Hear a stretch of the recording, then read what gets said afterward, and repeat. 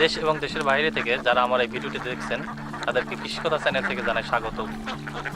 আজ আমরা এসেছি সুজানগর উপজেলার আমিনপুর থানার রানীনগর গ্রামে। এখানে একটি উন্মুক্ত জায়গায় হাঁসের খামার আছে বিলে। তো এই হাঁসের খামারে মোট 600 হাঁস আছে।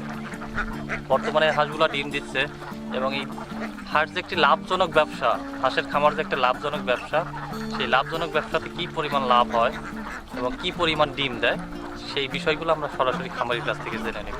চলুন আমরা সরাসরি খামারির সাথে কথা বলি।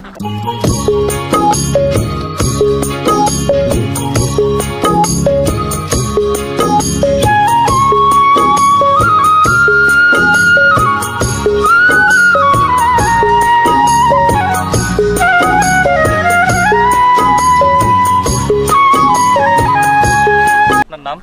নাম শামীম। শামীম ভাই, আপনার এখানে মোট হাঁস আছে কয়টা? হাঁস আছে 600। 600 হাঁস। বর্তমানে কি পরিমাণ ডিম পাচ্ছেন? ডিম মনে করেন 300। 300। এত ডিম কম হওয়ার কারণ কি?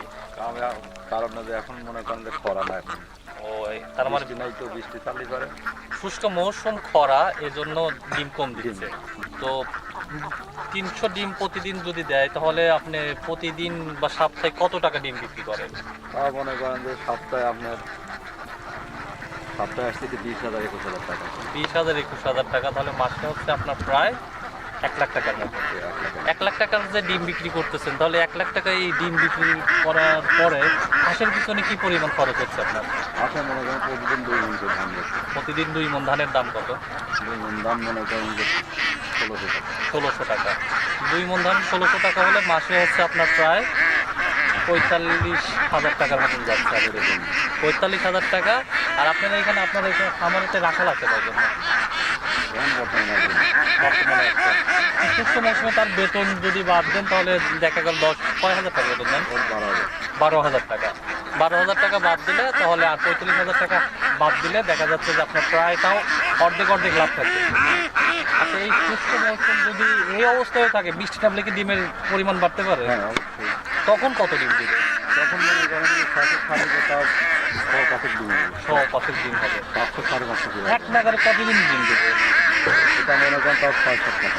6-7 লাখ। তাহলে বোঝা যাচ্ছে যে এই শুষ্ক মৌসুম হলেও, যদিও সে প্রতিদিন 2 মণ ধান খাওয়াচ্ছে, ধান খাওয়ানোর ফলেও দেখা যাচ্ছে যদি বৃষ্টি হয়, আবহাওয়া যদি একটু ঠান্ডা হয়, ধান খাওয়ানোর ফলে দেখা যাচ্ছে 500-550 ডিম দিবে। এবং তখন দেখা যাবে যে বাজার মূল্য প্রায় 1.5 লাখ টাকা। 1.5 লাখ টাকা হলে উনি তখন মান্থলি অর্থাৎ 1 লাখ টাকার মতন বাঁচাতে পারবে। এবং দেখা যাবে যে এই শুষ্ক মৌসুমে যদি এভাবে আরও 2 মাস 3 মাস হলে, তাও ওনার অ্যাভারেজলি প্রতি মাসে দেখা যাবে যে প্রায় 3 মাসে প্রায় উনি 3 লাখ টাকা ইনকাম করবে।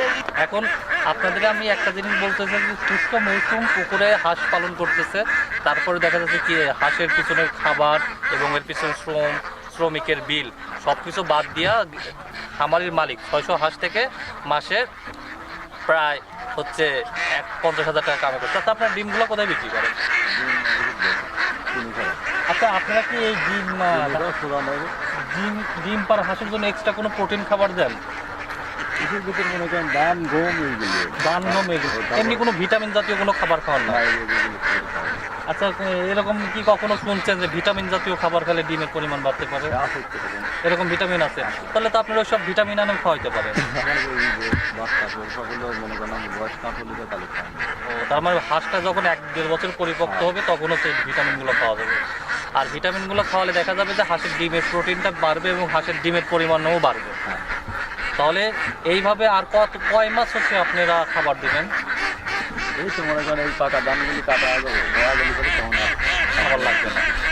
তাহলে শুষ্ক মৌসুম 2 মাস পরে ওনারা যখন বিলের ধানগুলা কাটার শেষের পরে যখন হাঁসগুলা বিলে ছেড়ে দিতে পারবে, তখন ওনাদের এই যে প্রতিদিন 2 মণ করে ধান লাগে, অর্থাৎ 1500-1600 টাকা প্রতিদিন, এই টাকাটা লাগবে না।